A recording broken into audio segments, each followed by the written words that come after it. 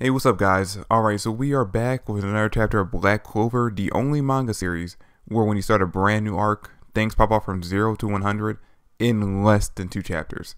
I mean, seriously, things popped off way too fast in this chapter. And it's making me question whether or not my comparisons to the Witch Forest arc and this new arc that we're going into, based off of what the last chapter showed us, is really that accurate. Because, I mean, when you think about it, when you look back to the Witch Forest arc, that was kind of a slow burn. I mean, from the get-go, we could tell that the Witch Queen wasn't trustworthy, that she was playing some kind of long con, but we couldn't tell exactly what she was after until the very end when she showed up and actually tried to betray everyone by taking over Asta's powers. But instead, in this arc, we have the Queen of the Heart Kingdom, from the first chapter, admitting that she is after Asta's powers, and then into the second chapter, halfway through, already making a play to take his powers from him. And you know what? This chapter is actually starting to make me question whether or not we're supposed to count everything that happened before this as part of this arc as well. That being like the whole trial, the conversation between Yami and Charlotte, Noelle and Dorothy's conversation, visiting Gordon's family. If all of that is supposed to be built up to this part of this arc, like if they're all just one big arc together. Because if they're not, that means that in the second chapter of this brand new arc that we just started, we are already facing off against what everyone thought would be the main villain of the arc. And if this arc really did just start in the last chapter, that means that Tabata's actually really was throwing us a twist. He made us think in the last chapter that this was going to be kind of a repeat of the Witch Forest arc, but instead throwing us a twist in this chapter by showing, hey, we're already having Asta fight off against the Queen. That means she's not going to be the main villain of the arc, because there's no way, unless it's going to be a very short arc, that he'd be fighting the Queen this soon if she was going to be the main villain. Which means that the twist for this arc is that the Queen probably isn't even the bad guy, and that there's a villain hiding in the background that we aren't even aware of just yet.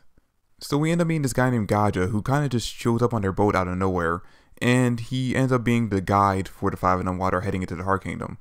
And we also end up finding out that he actually knows Mimosa from back when she was a cultural exchange student as a kid.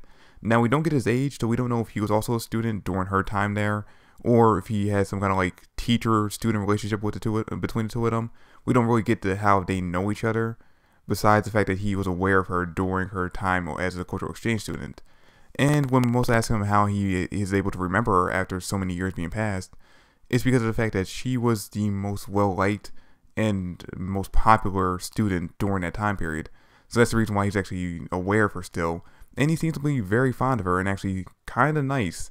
In the beginning chapter, when we actually get introduced to him, he is offering everyone drinks. He's telling them about their history. But at the same time, he actually has this like very stoic, don't talk to me, I don't want to interact with you kind of look. So it's up in the air whether or not he actually is as nice as he seems, or if he's kind of just like playing the part that he needs to play in order to get them into the kingdom.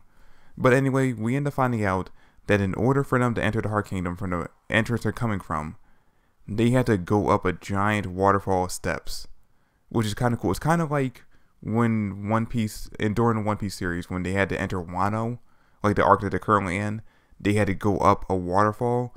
It's something similar to that that's going on in this arc, where they had to use steps created by the Queen of the Heart Kingdom in order to enter the kingdom. And then while they're up on those water steps, they are floating through the sky, or being carried through the sky, through a bridge made of water that she controls. And this is when we find out that the Queen of the Heart Kingdom is so powerful that her mana zone covers the entire kingdom, and she has full control over the water throughout that area. That means she was the one creating the mist that protected the entire kingdom and kept people from being able to enter without her permission. She created the waterfall and the water bridge that is leading them to her. She controls every aspect of water in this entire kingdom. Now, part of that is due to the fact that she is contracted with, or kind of, she's bonded with the Great Water Spirit. And finding out how powerful she is just goes to show that if she really was the main villain of this arc, the five of them alone would not stand a chance against her alone. Not to mention all the other people inside the kingdom that they would probably have to fight, who are her underlings. I mean, don't get me wrong, Noelle and Asta, very powerful.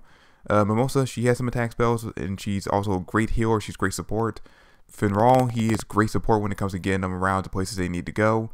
Sekre, Nero, we don't really know exactly the full extent of her abilities, but we already know that she's actually very creative when her stealing magic, so we know that the 5 of them are very capable. But against someone this powerful, they really would not stand a chance alone. They would need the entirety of the Black Bull squad to back them up in order to possibly stand a chance against her alone.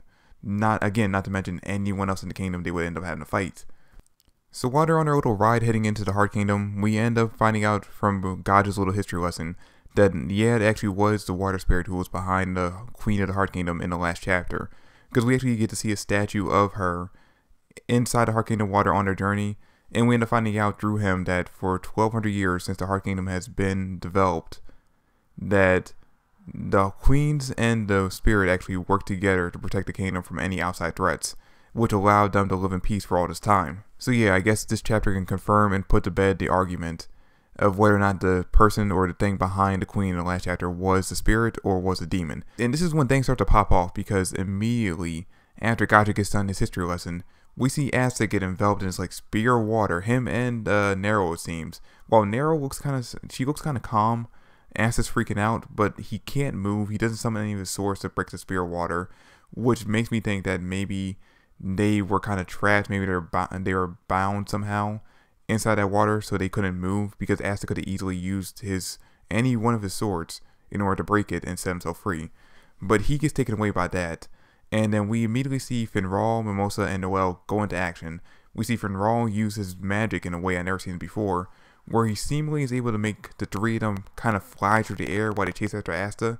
Now, I can't really tell based off the way the panels are drawn whether or not he's actually teleporting them or he's teleporting the air around them so that they can continuously move through the air, seemingly like in a flying motion. But anyway, the 3 of them are actually heading after Asta and Nero.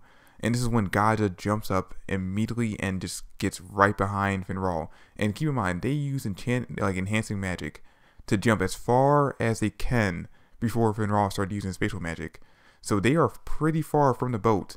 In just a single jump, without using any type of magic, he caught up to them. And this part of the chapter actually kind of shows off exactly how connected to nature the mages of the Heart Kingdom are. Because we see, when we get confirmation from Finral in the chapter, that Gaja is flying through the air following them without using any magic. So this makes me think that maybe the mages inside the Heart Kingdom have developed some kind of way that they can actually use nature in itself without having to use their own mana or their own magic.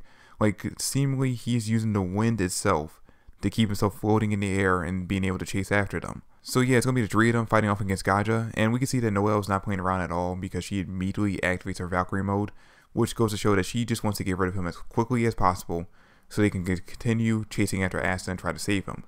But Gaja doesn't seem to be that worried about it. He recognizes that they are above what he originally thought they were strength-wise, but he immediately says, alright, well, I mean, if you guys are going to fight seriously, I guess I should as well. And he ends up activating his magic, which it shows like this ancient looking text, kind of looks like Mayan text to me, around him. Now, I'm thinking that maybe just like how we saw the demon could use word magic, I'm thinking that maybe Gaja's magic is actually script magic, kind of like Levi from Fairy Tail. But we don't have any confirmation in this chapter exactly what his type of magic is just yet. And then we get to the end of the chapter and we see Asta coming face to face with the Queen of the Heart Kingdom. Now, we see this soldier or this like knight in water armor standing in front of Asta and a silhouetted person in the background. And there's 3 possibilities to the scene. Either A, that person inside the knight's armor was the queen and maybe that's a spirit or someone else who's silhouetted in the background. B, there is someone else some other mage that the queen has fighting for her and that was her in the background in silhouette. Or C, just like how Soul has her golems, maybe this knight standing in front of Asta that's going to fight him actually is a golem made of water, and that actually is the queen standing in the background controlling it. It's one of those 3 possibilities. We don't have confirmation on which one just yet at the end of the chapter, but we do know that Asta is going to be fighting off against the queen or someone on the behalf of the queen in the next chapter.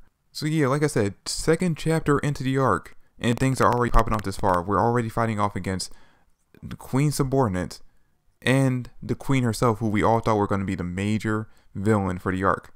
Now, since we are only on the 2nd chapter, And we already have the queen fighting off against Asta, and we already know that despite how powerful Asta has become, I don't think, realistically, single-handedly at least, we could see him defeat the queen. Because up until this point, we have not seen Asta really fight off against someone this powerful or extremely powerful by himself and come out with a victory. He's always had support by someone else.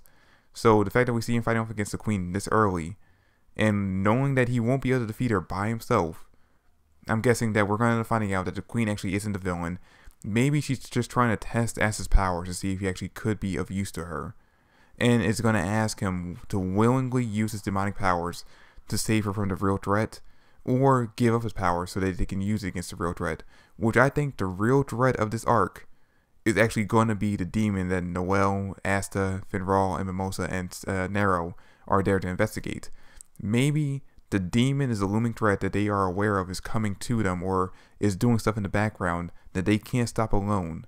And so the reason why they extended their hands out to Asta and them coming in is that they want Asta's anti-magic abilities, which we saw in the previous arc were proven to be effective against demons, to aid them in their efforts against fighting the demon. And you know what? If my theory about this is correct, that will explain how the rest of the Black Bulls get permission to enter into the Heart Kingdom later on in the arc.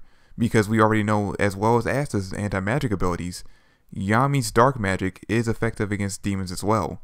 So, knowing this, if the queen is aware of this, she will give Finral the permission to bring the rest of the Black Bulls in to support them against the demon.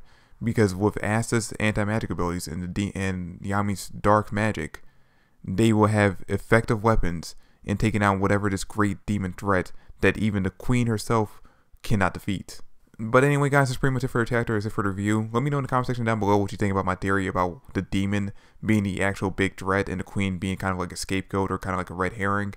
Let me know in the comment section down below what you guys think. Let me know what your theories are, and drop a like, subscribe to the channel. I'd really appreciate it. And I'll catch you guys later. That's pretty much it. Peace.